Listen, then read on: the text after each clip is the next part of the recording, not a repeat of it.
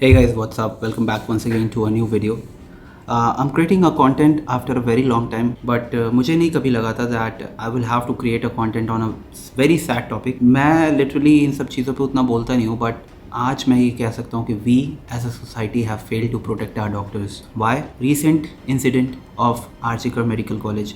आप सबने देखा होगा, it's very much into the news these days. ये पहला इंसिडेंट नहीं है, ये पहला असॉल्ट नहीं है एक डॉक्टर के ऊपर. इस चीज़ को बोलने में भी बहुत weird लग रहा है that a female doctor who went for a rest or something into her seminar room, and then in the morning in seminar room her body was found half naked, and she was bleeding from her genitals, and she was bleeding from all over her body, and it was found that she had been raped. आप अगर इस चीज़ को कॉम्प्रहेंस नहीं कर पा रहे हो अपने दिमाग में, तो इस चीज़ को बस सोच के देखो कि वो भी किसी की बेटी थी. She was a part of a family, और क्या पता आपकी फैमिली में अगर कोई डॉक्टर हो या फिर कोई भी who is going to be a doctor, who is a budding doctor, who is like into their preparations, उनके साथ भी ये चीज़ हो सकता है. तब आप इस चीज़ की डेप्थ को समझ पाओगे. मैं सिर्फ प्रॉब्लम्स गिनाने के लिए ये कंटेंट नहीं क्रिएट कर रहा हूँ, and I thought that this is the perfect time. जो मेरे दिमाग में, मेरे दिल में बहुत एक बात रहती है जो मैं चाहता हूँ कि मतलब every doctor should be kind of like that. वो मुझे लगता है कि आज शायद उस बात की कोई वैल्यू होगी, और मैं उस वैसा बंदा नहीं होगी सिर्फ प्रॉब्लम्स ही गिनाता है. मैं सॉल्यूशन भी उसके साथ देने की कोशिश करता हूँ, और आज मैं इस प्रॉब्लम का एक सॉल्यूशन बताऊँगा आपको. पहले जो एक नॉर्मल जनता ये वीडियो देखेगी उसको मैं बता देता हूँ डॉक्टर बनना कितना टफ है. मैं तुम्हें बताता हूँ. A student who is preparing for his NEET preparations, NEET UG, आपका भी भाई बेटा कोई भी हो सकता है, बहन बेटी, हु कैन, कोई भी, वो पहले नीट के लिए प्रिपेयर करता है, and very few of them just clear it in their first attempt. उसके लिए वो ड्रॉप्स लेते हैं 1 साल 2 साल, कुछ लोग 3 साल भी लेते हैं, and then they go into this medical college. वहाँ पे मेडिकल कॉलेज में they start pursuing their MBBS, और MBBS as a course is one of the difficult courses, like very difficult courses in this entire earth. मैं ये कह सकता हूँ, very difficult course. You have to study this human body in and out. 19 subject होते हैं, and you have to finish it all in 4.5 to 5 years. वो finish करके आप इंटर्नशिप करते हो, एंड माइंड यू कि MBBS के जो एग्ज़ाम्स होते हैं दे आर वेरी फ्रीक्वेंट, और एग्ज़ाम्स बहुत टफ होते हैं to pass, and students manage to study and then pass this examination. ये एक मेडिको के लिए बहुत नॉर्मल सी बात होगी, बट एक नॉन मेडिको को, और जो भी नॉर्मल लोग इस वीडियो को देखेंगे, शायद इन बातों के बाद मेरी बात का जो वैल्यू है वो ज़्यादा समझ में आएगा. तो MBBS जब उनका ख़त्म होता है, then they start their internship, जो कि मैं कर रहा हूँ. मेरी MBBS ख़त्म हो गई थी.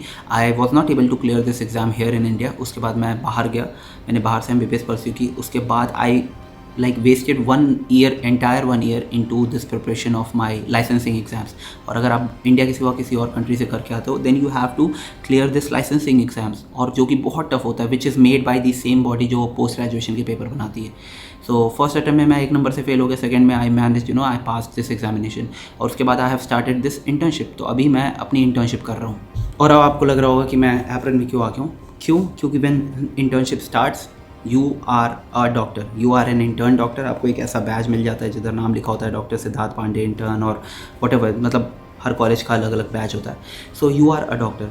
जब तक MBBS चल रहा होता है ना, जब तक MBBS चल रहा होता है, तब तक स्टूडेंट एक कॉलेज के सेफ बबल में होता है. But when he is exposed into this hospital setup, then you have this interaction of many different patients, many different patient के अटेंडेंस जो होते हैं उनसे होता है. इंटर्न्स से ही शुरू हो जाती है. जो आपने असॉल्ट और ये सारी चीज़ें देखी होगी, मोस्टली दे आर इंटर्न्स और रेसिडेंट्स, यही लोग होते हैं, क्योंकि these are like on the front. क्योंकि कोई भी पेशेंट आया, अगर कोई बहुत हाई फुटफॉल वाला सेटअप है, तो वहाँ पे पेशेंट्स को इंटर्न्स जो अटेंड करते हैं, देखते हैं, कंप्लेंट्स नोट करते हैं, उनको आगे प्रोसेस करते हैं, जिधर भेजना होता है. फिर उधर वहाँ पे रेसिडेंट्स जो होते हैं वो वेट कर रहे होते हैं, they start attending the patients. उसके बाद हायरार्की है और वो चीज़ आगे जाती है. सो अभी जो RG कर मेडिकल कॉलेज में इंसिडेंट हुआ है, अब उस इंसिडेंट में मैंने बता दिया क्या हुआ, and I just don't want to repeat it.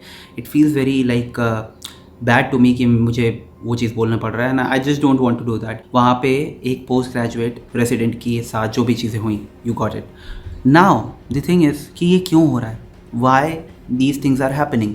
सबसे पहले मैं ब्लेम कर सकता हूँ कि सोसाइटी के लोग बहुत बेकार हैं. उनके पास कैसे, मतलब how can they B so bad, how can they B so like, मतलब इतने बुरे कैसे हो सकते हैं. ठीक है, दैट इज़ अनदर एस्पेक्ट. लेकिन मैं इस एस्पेक्ट के बारे में बात करने नहीं बैठा हूँ. मैं सीधी सी बात है, आज मैं कुछ क्वेश्चंस करूँगा और उस क्वेश्चंस के अगर तुम्हें आंसर मिलते हैं तो ठीक है, अदरवाइज़ अगर नहीं मिलते हैं तो फिर we will be living in this universe जो हमारे साथ हो रहा है, we have to face it. धीरे धीरे इसी के थ्रू हमें ऊपर जाना है। एक डॉक्टर की जब लाइफ जाती है ना, it is not just a doctor, entire ecosystem around that doctor just goes to a vain. Entire ecosystem में इसलिए बोल रहा हूँ क्योंकि जब एक रेसिडेंट अपनी ट्रेनिंग कर रहा होता है, उसके बाद वो एज अ डॉक्टर मार्केट में प्रैक्टिस करता है, तो when he sets up his practice, when he starts practicing, when he starts seeing patients, वो अपना हॉस्पिटल सेटअप करता है, तो उसके इर्द गिर्द एक इकोसिस्टम क्रिएट हो जाता है। छोटे छोटे शॉपकीपर्स क्रिएट हो जाते हैं, बहुत से लोग क्रिएट होते हैं, ही एम्प्लॉयज़ मैनी पीपल। एंड इस चीज़ को हम नहीं देखते हैं। इस अपने डॉक्टर्स को अगर हम नहीं सेव कर पा रहे तो एक पूरा इकोसिस्टम जाता है। और दूसरी बात यह है कि एक फैमिली पूरी चली जाती है। अभी तक मैंने आपको बता दिया कि इंटर्नशिप कैसे पहुंचता है बंदा। अब इंटर्नशिप के बाद वो नीट पीजी के लिए प्रिपेयर करता है। नीट पीजी देने के बाद he starts his residency, and residency is hectic, very hectic. If you are into a clinical branch, India में बहुत हेक्टिक है। 15, 16, 17 साल ऐसे एवरेज तो निकल जाता है एक डॉक्टर का। एक मतलब बहुत, जो अगर एक इंटेलिजेंट स्टूडेंट है, उसने कोई ड्रॉप नहीं लिया है, तो उसे भी मिनिमम 12 से 15 साल लग जाते हैं। और मैक्सिमम लोग ड्रॉप लेते हैं because this exams are not very easy, उनको टाइम लगता है। And these people just waste, मैं वेस्ट ही बोलूँगा, these people waste their like big chunk of their life, studying, going into hospitals, doing what not, and in the end to get this as a return. So this as a society we have failed. अभी बहुत सी चीज़ें हैं यार। देखो, सबसे पहली बात तो ये है कि वाई मैं बाहर से पढ़ के आया हूँ, मुझे पता है। मैंने एक सिक्योरिटी का एस्पेक्ट देखा है कि डॉक्टर्स को कैसे सिक्योर करते हैं बाहर। मैंने चाइना से MBBS की है। आई हैव सीन DDR में डॉक्टर्स के सिवा कोई नहीं जा सकता। यहाँ पे मैं देखता हूँ बहुत सी जगहों पे मैंने देखा है कि DDR या तो बंद रहता है या तो उसके आसपास कोई सिक्योरिटी गार्ड नहीं रहता। बहुत सी जगहों पे कोई सेमिनार रूम है, कुछ भी है, it should be highly protected यार। Considering all these situations, it should be highly protected. सिर्फ बोर्ड लगाने से कि ये आपराधिक जुर्म है, व्हाटएवर, इस धारा के अंदर आपको वो किया जाएगा, it doesn't gives the sense of security to a doctor. वो एक बोर्ड से कोई सेफ नहीं होता है। You should be highly protecting a doctor. Management should be giving at least यार, मतलब डॉक्टर्स के रूम के बाहर तो सिक्योरिटी गार्ड होना ही चाहिए कि कोई एज अ डॉक्टर कोई नॉन मेडिको घुस नहीं सकता है। कोई अगर स्टाफ है, उसको परमिशन चाहिए, वो तभी जाएगा अंदर। लेकिन नहीं, हमें लगता है कि नहीं, ये तो एम ही हैं यार, ये तो ट्रेनिंग करके निकल जाएंगे, इनको क्या ही प्रोटेक्ट करना है। जब तक कोई प्रिंसिपल ना हो, जब तक कोई बहुत बड़ा अथॉरिटी ना हो, तब तक हमें उन्हें प्रोटेक्ट नहीं करना है। And this is a very sad state of affair. So इसलिए, और मुझे पता है कि ये सब चीज़ें बहुत चलती रहेंगी। कोई इससे पहले भी डॉक्टर्स के ऊपर इतने असॉल्ट हुए, वी हैव सीन दैट ना, वी हैव सीन, और हमने कोई स्टेप नहीं लिया। बहुत कुछ खास फ़र्क नहीं आया। अगर फ़र्क आया होता तो आज एक मेडिको की लाइफ ऐसे नहीं चली गई होती। एंड व्हेन आई से दिस, आई से it with a very heavy heart यार। मेरे को लिटरली इस वीडियो पे मैं इन टॉपिक्स पे बात तक ही नहीं करना चाहता हूँ यार। क्यों? क्योंकि it makes me so sad कि मैं बाहर से रह के आऊँ, and I have seen the security which they give to their doctors. लेकिन यहाँ पे वी फेल। हाँ, बहुत कोई क्रीम इंस्टीट्यूट है, सेंट्रल इंस्टीट्यूट है, तो वहाँ पे मिल जाता है, वहाँ पे भी लेकिन सिर्फ सेंट्रल इंस्टीट्यूट्स में, सिर्फ क्रीम इंस्टीट्यूट्स में ही डॉक्टर नहीं बनते हैं। डॉक्टर पेरिफेरीज के भी मेडिकल कॉलेज में बनते हैं। और हर एडमिनिस्ट्रेशन को they should be spending a big chunk of their money to save, protect your doctor, to save your medical student. एक चीज़ तो मैं कह सकता हूँ कि यार देखो, लोग नहीं समझते हैं कि पेशेंट के साथ कुछ होता है तो सारे चढ़ जाते हैं डॉक्टर पे। उन्हें नहीं पता होता है कि when they bring their patient, a doctor tries their best to save him. कोई डॉक्टर ऐसे नहीं चाहता कि मैं इसके साथ खेलूँ। ऑब्वियसली मैल प्रैक्टिसेस होती हैं, but that is a very small number. But when it comes to majority, doctors are really willing to give their best. They are standing on their toes, they want to save a patient, they want to just give their best to a patient. एक normal society की side से ही हमें ऐसा देखने को मिलेगा। It is really unacceptable. अभी मैं कुछ चीज़, दूसरी बात मैं ये बोलना चाहूँगा कि यार एज अ डॉक्टर मैं क्या चाहता हूँ, जो मैं सॉल्यूशन जो अपने फेलो मेडिकोज को देना चाहता था। हम इस सिस्टम के भरोसे नहीं रह सकते। We can't be just dependent on this system कि यार हम पढ़ाई कर रहे हैं, हम सब कर रहे हैं, एंड हमने अपना बेस्ट दिया है, we are into this, patient को ट्रीट करूँगा, पेशेंट को सही करूँगा और सिस्टम तो हमें बचा लेगा। सिस्टम यार नहीं सेव करेगा यार। अगर सिस्टम इतना अच्छे से सेव करता है, और ये मैं किसी को ब्लेम नहीं कर रहा हूँ, डोंट थिंक कि I am blaming this to a certain government और दिस दैट, नहीं, मैं वो सारी चीज़ें नहीं कर रहा हूँ। ये आज से नहीं, ये सालों से होता आया है, सालों से होता है। पहले लोग सुन नहीं पाते थे, अब सोशल मीडिया में इतनी चीज़ें वॉइसेस मिल गई कि ये लोगों तक पहुँच रही हैं बातें। सोसाइटी सिस्टम हमें सेव करने में नहीं बैठा भाई। एक जब पेशेंट का अटेंडेंट गुस्से में आता है, उसे नहीं समझ में आता है कि यार मुझे क्या करना है, वो बस ये सोचता है कि सारी गलती इसकी है। सो उस चीज़ से बचने के लिए you have to equip yourself, मैं पहले बता रहा हूँ। और अभी जो मेडिकल कॉलेज में हुआ, आरजीकर मेडिकल कॉलेज में, that is too like the worst thing which a doctor can face यार, अ वर्स्ट थिंग। निर्भया वाला केस हुआ था, अगर इतना हाइप हुआ उस केस के अराउंड, अगर हम अपनी सोसाइटी को, अपने डॉक्टर्स को सेव करना होता तो उससे ही हम सीख ले चुके होते। बट मुझे नहीं लगता है कि बहुत कुछ इससे भी सीख मिलने वाली है लोगों को, बहुत कोई इससे ज़्यादा डॉक्टर्स के अराउंड एक सिक्योरिटी का इकोसिस्टम क्रिएट कर देगी कॉलेजेस या मैनेजमेंट। सब कोई अपना पैसा बचाना चाहता है, हर कोई, people just want to save their money कि मेरा पैसा सिक्योरिटी में ना जाए। But at least I think they should be spending a good chunk of their money to protect their doctors, to save their doctors. यार चंद लाख रुपए लगते हैं, हमें पता है, फंड्स बहुत हैं यार, अंधा फंड होता है एक मेडिकल कॉलेज के पास। If they want to save their interns, they want to save their resident, they can easily save them, they can give a sense of security to a resident. कोई बोलेगा यार अभी seminar room है, for example she was resting into a seminar room, she was a post graduate resident, उसने कितनी मेहनत की होगी, she would have given her best to get into the residency program. अभी उसको क्या पता है कि she is going to rest, patient से इंटरेक्ट करने के बाद, ट्रीट करने के बाद she is going to rest, और उसके साथ ये होगा। That is such a bad thing. क्या हमारे पास अगर एक सिक्योरिटी गार्ड होता which who had been sitting with some sort of weapon, तो क्या उस इंसान, जो भी इंसान, उसकी हिम्मत होती यहाँ तक करने की? क्या वो रेसिडेंट जो थी वो चिल्लाई नहीं होगी? क्या उसने शोर नहीं मचाया होगा? अगर वहाँ पे एक दो सिक्योरिटी गार्ड होते तो क्या ये चीज़ें होती? नहीं हो पाती। लेकिन ऑब्वियसली हम अपने डॉक्टर्स को सेव नहीं करेंगे। तो रेसिडेंट्स, डॉक्टर्स, इंटर्न्स, जितने भी MBBS वाले स्टूडेंट्स हो, मैं तुम्हें एक चीज़ बोलना चाहूँगा भाई। देखो, मतलब बहुत कंट्रोवर्शियल चीज़ हो सकती है, लेकिन मैं बोलना चाहूँ, if you are working your ass off, if you are working so hard that you'll get those knowledge, you get those skills to save a patient, to save someone, also be physically and mentally ready to eat someone alive, trust me. And by this मैं clear कर देना चाहता हूँ कि मैं क्या कहना चाह रहा हूँ। हम अपनी पूरी टाइम, अपना मैक्सिमम चंक जो है ना, अपनी पढ़ाई को, अपने आर्ट को दे देते हैं, और in return we lose our physical health, we lose our strength, we lose solid health जो हो सकती है, हम उसे लूज़ कर देते हैं। एंड मोस्टली डॉक्टर्स के साथ यही है। तो मैं ये कहूँगा, अपने एक लाइफ का ना सर्टेन हिस्सा निकालो अपने आप को फिजिकली फिट करने के लिए। If you can learn some sort of defence mechanism, learn it. हमेशा अपने दिमाग को इस लेवल पे रेडी रखो कि अगर ऐसी चीज़ होती है तो मुझे ये करना है। डोंट थिंक कि तुम्हें क्या होगा तुम्हारे साथ, वो हम बाद में देखेंगे। क्या होगा क्या नहीं होगा वो हम बाद में देखेंगे, लेकिन अभी अपने आप को सेव करना ज़्यादा ज़रूरी है। हाँ, ऑब्वियस सी बात है कि एक भीड़ आ रही है तो you have to just run away, you have to try to save yourself. But अगर जैसा अभी इंसिडेंट हुआ, एक फ़ीमेल के साथ हुआ है मेडिकल कॉलेज में, आपको अपने आप को बचाना है। No one is coming to save you, think about her family. अब कोई कितनी भी बातें कर ले, कोई एडमिनिस्ट्रेशन कुछ भी बोल दे, कि कोई पॉलिटिशियन कुछ भी बोल दे, कोई भी कुछ भी बोल दे, क्या वो लाइफ वापस आ सकती है? नहीं आ सकती है। क्या वो फैमिली वापस से वैसी हो पाएगी? नहीं हो पाएगी। That is a irreplaceable loss, irreplaceable loss. I don't know what was the financial aspect of her family, but maybe she would have given her the life which they would have dreamt of.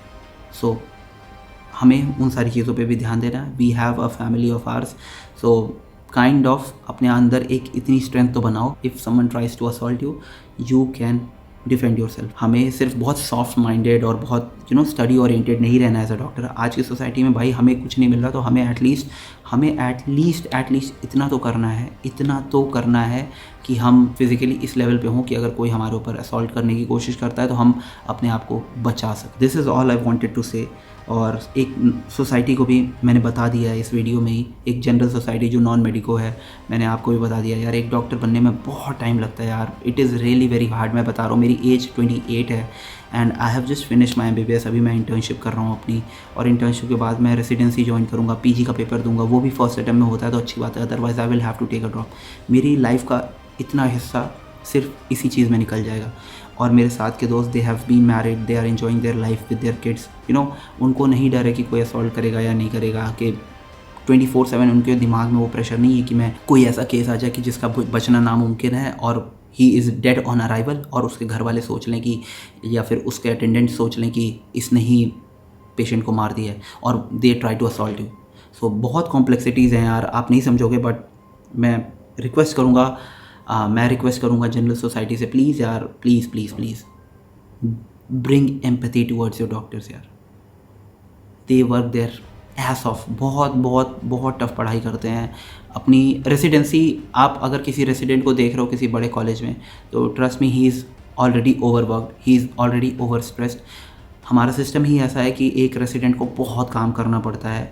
अगर आप किसी बड़े colleges में जा रहे हो जहाँ पे बहुत ज़्यादा पेशेंट का फुटफॉल है, क्लिनिकल ब्रांच में अगर आप जा रहे हो, तो वो पेशेंट, वो रेसिडेंट ऑलरेडी बहुत ओवरवर्कड है। उसके ऊपर से आप अगर उससे फियर वाला इन्वायरमेंट क्रिएट करोगे, he will not be able to perform his best, और कोई भी डॉक्टर एक अच्छा नहीं परफॉर्म कर पाएगा। And all my like condolences towards the family are, I can, मतलब मेरे बोलने से कोई इफेक्ट नहीं होगा, but yeah that is a irreplaceable loss and we have lost a doctor and it is such a sad state of affair. But yeah इसका एक solution तो मैं दूंगा, अगर मैनेजमेंट की, एडमिनिस्ट्रेशन की, नेशनल मेडिकल काउंसिल की आंखें खुलती हैं, तो जैसे आपने हमें अटेंडेंस के लिए बोला है कि फेशियल रिकॉग्निशन होगा, एटलीस्ट कॉलेजेस को ये बोलो आप कि डॉक्टर्स को सिक्योरिटी प्रोवाइड करने के लिए आपको अपने बजट का इतना तो अलॉट करना ही है। एक DDR है, उस DDR में कोई डॉक्टर है या नहीं है, वहाँ पे 1-2 सिक्योरिटी गार्ड विद वेपन होने चाहिए। अगर एक सेमिनार रूम खाली पड़ा है, उसमें अगर कोई एक डॉक्टर चला भी जाता है बैठ के पढ़ाई करने के लिए, कुछ भी करने के लिए, तो वहाँ पे 1-2 सिक्योरिटी गार्ड का मौजूद होना बहुत ज़रूरी है। अगर एक रेसिडेंट्स की बस कहीं जा रही है कैंप करने के लिए, तो उसमें security guards, at least 2-3 security guard with weapon होना ज़रूरी है, क्योंकि किसी को नहीं पता है, देखो ना हो तो अच्छी बात है, लेकिन किसी को नहीं पता है कि अगर किसी डॉक्टर के ऊपर असॉल्ट कौन कब कर दे। आज की सिचुएशन देख के तो यही लगता है। सो आई होप कि hospitals and medical colleges and NMC and हर किसी की आंखें खुलेगी and they start thinking towards our lives also, क्योंकि that is very sad thing यार, that is a very sad thing. और इंडियन मेडिकल एसोसिएशन का अभी उनकी तरफ से नोटिस आया है कि if this probe is not set up, वो नेशन वाइड प्रोटेस्ट पे जाएंगे। मैं इंडियन मेडिकल एसोसिएशन से एक रिक्वेस्ट ये करूँगा कि guys please ask National Medical Council to make it compulsory to give security to each and every doctor जो कि पेशेंट के एक्सपोजर में है, जो कि एक सोसाइटी के एक्सपोजर में है। So I would request everyone, मैं देखता हूँ यार, कोई बोल दे सिक्योरिटी इतनी नहीं होती है कि वो कंट्रोल कर लें यार। अगर 10 लोग आ जाएंगे तो वो सिक्योरिटी गार्ड भी पहले अपनी ज़िंदगी बचाएगा। तो उस लेवल की सिक्योरिटी हर समय होनी चाहिए एक हॉस्पिटल में, एक डॉक्टर में, कि 10-20 लोग अगर कहीं चढ़ जाएँ, कुछ भी करे, तो वो वहाँ पे भी उतने लोग हों कि वो अचानक से within seconds, within minutes, वो वहाँ पे आके उस चीज़ को कंट्रोल करें। So I would ask Indian medical association to put this in front of NMC, ताकि एक हेल्थ केयर हमारा अच्छा हो। और हम कितना भी कंपेयर कर लें कि इस कंट्री का हेल्थ केयर ऐसा है, उस कंट्री का हेल्थ केयर ऐसा है, उससे कुछ नहीं होता है। हमारे पास जो सेटअप है वो बहुत अच्छा है, बस उसमें you have to provide a sense of security to each and every intern, each and every doctor, each and every resident, each and every attending consultant, जो भी है उसको होना चाहिए। और सामने वाली पार्टी को भी लगना चाहिए कि भाई इधर अगर मैंने बदतमीज़ी की तो हैवी सीन हो सकता है। इस लेवल की सिक्योरिटी आपको NMC को कंपलसरी कर देनी चाहिए, हर मेडिकल कॉलेज में, हर हॉस्पिटल में, हर जगह पे। कुछ नहीं जाता है यार, एक मेडिकल कॉलेज को अपने बजट से कुछ लाख रुपए ही एक्स्ट्रा देने पड़ेंगे अगर वो हर जगह अच्छे से सिक्योरिटी एडजस्ट कर दें। तो सिक्योरिटी बूथ्स अगर बना दें जहाँ पे 5-6 सिक्योरिटी गार्ड्स अगर बैठे हुए हैं, इमरजेंसी के बाहर एक बूथ बनाओ जहाँ पे 5-7 सिक्योरिटी गार्ड विद वेपन्स बैठे हुए हैं, कि अगर कोई mob tries to assault some doctor, वो वहाँ से विद इन सेकेंड्स उस डॉक्टर को सेव करके निकाले। तो ये चीज़ें हम ध्यान नहीं देते हैं, हम सिर्फ बातें करते हैं। और मुझे पता है कि मुझे ऐसा लगता है कि यार 60-70% ये भी चीज़ यही है कि बातों से और बस ये बोल के कि सब हम देख लेंगे, ये कर लेंगे, इन सब चीज़ों में ख़त्म हो जाएगा। बट हमें इस चीज़ को सीरियस लेना चाहिए और we should be saving our doctor, we should be saving lives, क्योंकि डॉक्टर्स लाइफ मैटर्स, ये तुम्हें ध्यान रखना होगा। और हर एक मेडिकल स्टूडेंट, हर एक डॉक्टर, हर एक जो भी मेडिको है, please please please please at least build a strength कि अगर तुम पे, जहाँ पे कोई नहीं, अगर तुम पे कोई असॉल्ट करने की कोशिश करता है तो तुम भी इतने इक्विप्ड हो, तुम भी इतने स्किल्ड हो कि तुम इन सब चीज़ों से अपने आप को बाहर निकाल पाओ। सिस्टम के और हॉस्पिटल के भरोसे मत बैठो, ये लोग हमें उतना नहीं सेव कर पाएंगे। So this is all I had to say. It is a very sad video. I would see you guys in my another video. अभी मेरी PSM की पोस्टिंग चल रही है और 15-16 दिन हुए हैं and things have been going good. हम जाते हैं RSTC में, जाते हैं, एक दिन कैंप लगाता है एंड सब ऐसे ही चल रहा है। आई थॉट कि मैं एक व्लॉग टाइप की वीडियो बना के अपलोड करूंगा, बट तब तक ये चीज़ें हो गई। So see you guys in another video. Till then stay healthy, take care and peace out guys. And please build yourself strong enough so that you can face all this situations all by yourself. किसी पे भरोसा करने की कोई ज़रूरत नहीं है, कोई हमें बचाने नहीं आएगा। And all my prayers, all my condolences to the family of affected doctor. I hope कि ऐसा किसी और के साथ ना हो यार. It is a very sad thing. So see you guys in another video. Till then, stay healthy, take care and peace out.